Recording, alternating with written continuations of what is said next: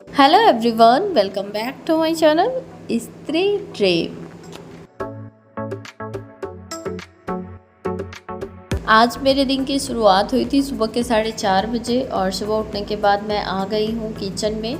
हमारे यहाँ जिस दिन करवा चौथ का फास्ट करते हैं उस दिन सुबह उठकर दूध, केला, एप्पल या फिर मतलब कोई भी फ्रूट्स जो भी आपको पसंद हो या फिर ड्राई फ्रूट खाकर पानी पीते हैं, चाय पीते हैं। उसके बाद मतलब हमारा व्रत स्टार्ट होता है। आप लोगों के यहाँ व्रत कैसे स्टार्ट होता है, कुछ खाते हैं या नहीं, मुझे कमेंट करके ज़रूर बताइएगा। क्योंकि बहुत सारे जगह पर सुबह सुबह दूध और चूड़ा जो पोहा होता है वो भी खाया जाता है और बहुत सारी जगह रात के 12 बजे से ही मतलब व्रत स्टार्ट हो जाता है। तो आप लोग भी मुझे कमेंट करके बताइएगा कि आप लोग व्रत की शुरुआत कैसे करते हैं। फ़िलहाल मैं यहाँ पर किचन में आ गई थी और मैं ब्रश करने के बाद मैंने चाय रख दिया था। क्योंकि मुझे चाय ना, जैसे मैं एडिक्ट हो गई हूँ चाय की, मैं नहीं पीऊँगी तो मेरा सर दर्द होने लगेगा और मेरा पूरा दिन ख़राब हो जाएगा। इसलिए मैंने चाय रख दिया है, ब्रश कर लिया था और मैं यहाँ पर कोई भी फ्रूट्स नहीं खाने वाली हूँ। मैं थोड़ा सा ड्राई फ्रूट खा के पानी पीऊँगी और उसके बाद मैं चाय पीऊँगी। चाय पी के फिर अपना मुँह मतलब पानी से साफ़ कर लूँगी। उसके बाद मेरा व्रत स्टार्ट हो जाएगा।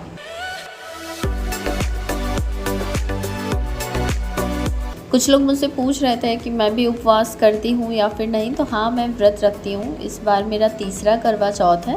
वैसे मेरी शादी का 7वां साल स्टार्ट हो गया है, बट मैंने 4 साल तक नहीं किया था। वो होता है ना कि जैसे घर में कुछ हो जाता है तो नया व्रत कोई नहीं स्टार्ट करते। तो इसी वजह से 4 साल तो मैं नहीं कर पाई। जिस साल सारवी हुई है उस साल मैंने ये व्रत स्टार्ट किया है और इस बार ये मेरा तीसरी बार है। और अभी मतलब इस बार भी किसी की डेथ हो गई है 7 अक्टूबर को ही। तो फ़िलहाल कल 13वीं तो हो गई है, बट अभी हमारे यहाँ क्या होता है ना, जैसे सवा महीने कोई पूजा नहीं होती है और एकदम घर में ही हुई है, इसलिए बिल्कुल भी नहीं किया जा सकता। इसलिए जस्ट मुझे इस बार फास्ट रखना है। कोई भी पूजा पाठ, कोई भी चौकी नहीं सजानी है। हर जगह का अलग अलग रिवाज होता है, तो हमारे यहाँ जैसे पूजा नहीं की जाती है, इसलिए मुझे कोई पूजा पाठ नहीं करना था। मैंने व्रत स्टार्ट कर लिया है और व्रत स्टार्ट करने के बाद मैं यहाँ पर आ गई थी अपने रूम में, मतलब जहाँ सारवी सो रही हैं। और अब मैं थोड़ा सा अपने हेयर में ऑयलिंग करूँगी और ये ऑयल मैंने खुद से बनाया था। इस पर भी कुछ लोगों ने मुझसे पूछा था कि मैंने कैसे बनाया। तो ये नारियल का तेल लिया था मैंने उसमें, और एलोवेरा की पत्ती, हरे एलोवेरा की, वो डाला था, मेथी दाना डाला था और करी पत्ता डालकर मैंने मतलब एकदम स्लो फ्लेम पर पका लिया था अच्छे से और उसको ही छान कर मैंने रख लिया था।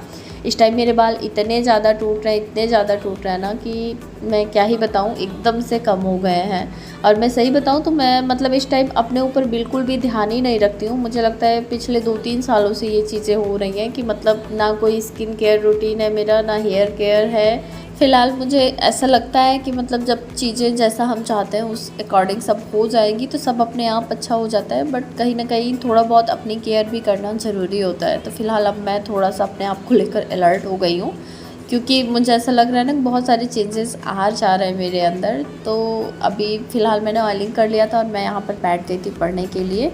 और आज मेरा करवा चौथ का फास्ट है। आज सुबह मैं ज़्यादा नहीं पढ़ पाई थी, लगभग आधे घंटे ही पढ़ लेने के बाद फिर सारवी भी उठ गई थी और फिर मैंने बंद कर दिया था और थोड़ा मैं मोबाइल वगैरह चलाने लगी कि मैं भी स्टेटस सब लोग लगाए थे तो मैं भी लगा लूँ। और फ़ोटोज़ वगैरह देख रही थी मैं पुराने, तो बहुत सारे पुराने फ़ोटोज़ थे वो सब देखने लगी और इसमें मेरा काफ़ी टाइम चला गया। उसके बाद फिर मतलब याद आने लगती है ये सब फास्ट ना, जब हस्बैंड साथ होते हैं तो ही अच्छा लगता है। तीज हुआ, करवा चौथ हुआ या फिर कोई भी त्यौहार हो, दिवाली, होली, फैमिली, जब सारे लोग साथ में रहते हैं तो ही त्यौहार का असली मतलब होता है मेरे हिसाब से। और ऐसे भी त्यौहार मनाना सच में बहुत ज़्यादा जैसे मन उदास हो जाता है। फ़िलहाल अच्छा नहीं लग रहा था, बट कुछ चीज़ें जो हैं जो करनी है वो तो करना ही पड़ेगा। और उसके बाद फिर मैं सारवी को ले गई, ब्रश कराई और सारवी सुबह सुबह ही फरमाइश की है सोकर उठने के ही बाद कि मुझे पकौड़ी खानी है।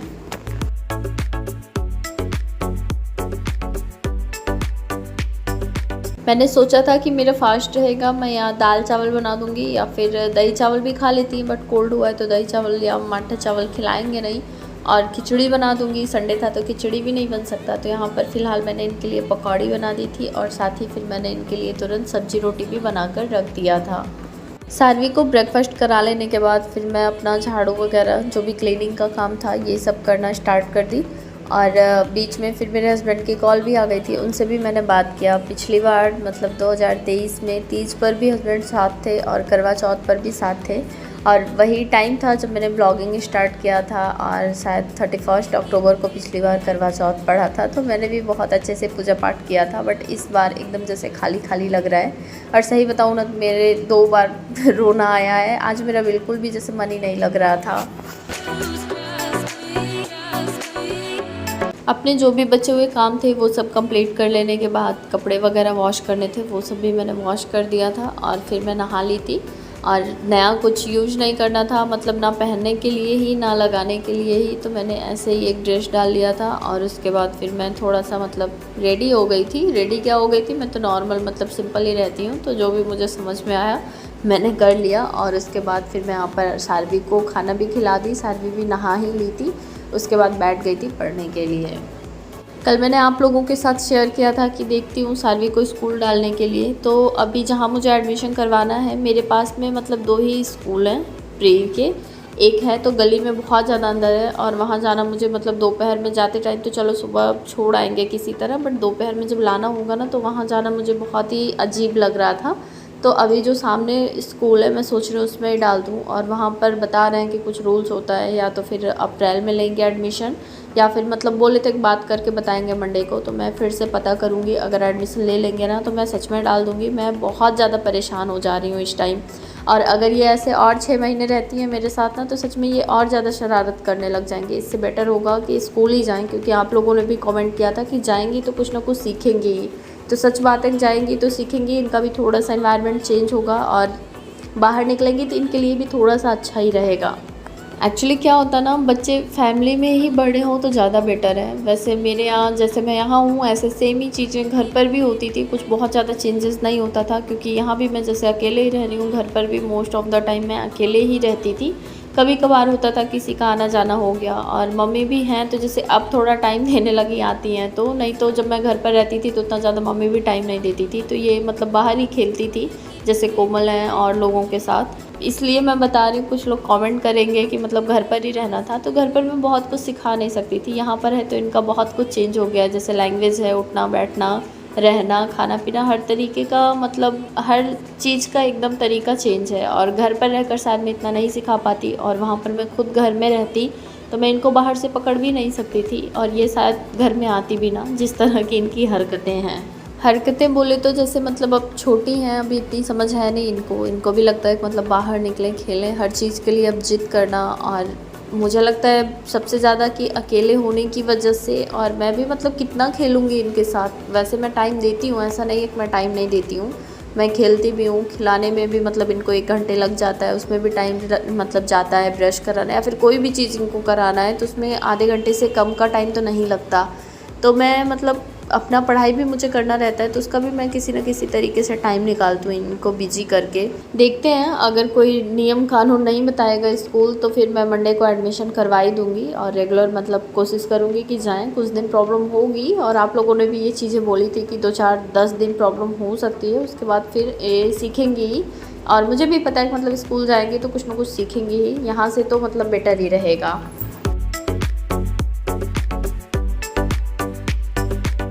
वैसे आज मेरी बहुत ज़्यादा पढ़ाई नहीं हो पाई है, क्योंकि सारवी को जब मैं दोपहर में सुला रही थी तो मैं भी सो गई थी, क्योंकि सुबह से सारवी इतना ज़्यादा मतलब हर बात पे इनके साथ बोलना पड़ता है, खेलना पड़ता है, चिल्लाना पड़ता है। तो मैं भी इतना ज़्यादा मतलब थकान फ़ील कर रही थी कि मैं इनको सुला रही थी और खुद ही सो गई। और लगभग उठी मैं 2 से ज़्यादा बज गए थे दोपहर के। और आज मैंने करंट अफेयर वगैरह भी नहीं किया है, मैंने बस पॉलिटी की बुक अपनी रीड की है, जो भी पढ़ा था 1 घंटे 1.5 घंटे। उसके बाद दोबारा मैं बैठी, फिर मैंने लगभग 1 घंटे बहुत मुश्किल से कंप्लीट किया। और जबकि मुझे पूजा पाठ नहीं करना था, कोई प्रिपरेशन भी नहीं करनी थी, सोचा था कि शाम को मंदिर चले जाएंगे थोड़ा तैयार होकर, बट दिन भर में सारवी ने इतना ज़्यादा मतलब थकान करा दिया था कि मेरे मतलब हिम्मत ही नहीं हुआ कि मैं मंदिर जाऊँ। और ये आधे रास्ते जाती, उसके बाद बोलती गोदी ले लो, उसके बाद तो मेरी और भी ज़्यादा हालत ख़राब हो जाती। इसलिए फिर मैंने सोचा जाने ही देते, क्योंकि पूजा करनी भी नहीं थी, बस मंदिर जाते और दर्शन करके चले आते। तो इसलिए फिर मैंने वो भी स्किप कर दिया, क्योंकि मेरी बिल्कुल भी हिम्मत ही नहीं पड़ रही थी। तीज के व्रत में नम्रता साथ थी, तो फिर मंदिर जाना भी हो गया था और व्रत भी अच्छे से कंप्लीट हो गया था। वैसे ये करवा चौथ वाला व्रत मुझे 30 से ज़्यादा मतलब खल गया है, क्योंकि अकेले ही पड़ गई मैं। इस बार नम्रता भी घर पर ही चली गई थी और यहाँ पर मैं अपने लिए खाना बना रही थी। वैसे हस्बैंड ने बोला था कि बाहर से ही मंगा लेना, पर मतलब बाहर से पता नहीं क्यों जैसे मन नहीं भर रहा था, इसलिए मैंने सोचा मैं बना लेती हूँ। और बस कुछ इसी तरह से था मेरा करवा चौथ का व्रत भी मतलब कंप्लीट हो गया।